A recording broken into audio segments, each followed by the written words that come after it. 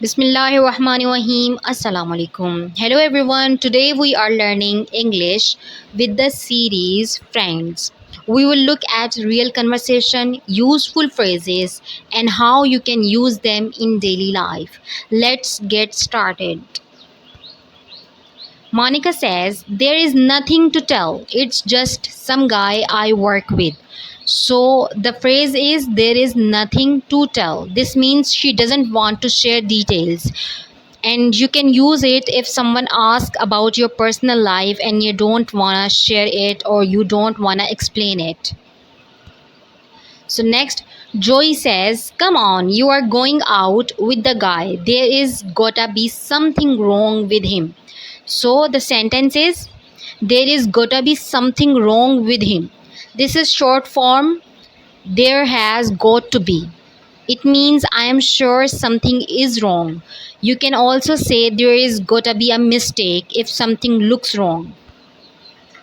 Chandler says, I just want $1 million.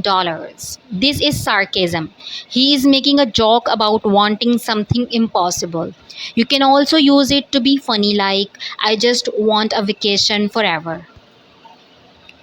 Rachel says, I cannot marry him. So, this shows she changed her mind.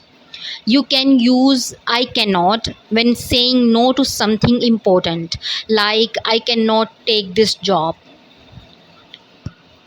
Again, Rachel says, it's like all of a sudden I realized I don't even know the guy I was going to marry. So the phrase is all of a sudden I realized. This means something happened quickly and unexpectedly. You can also say this, all of a sudden it started raining. Ross says, I just want to be married again. So, this phrase, I just want to, shows a strong feeling. You can say, I just want to sleep or I just want to relax. Let's quickly review.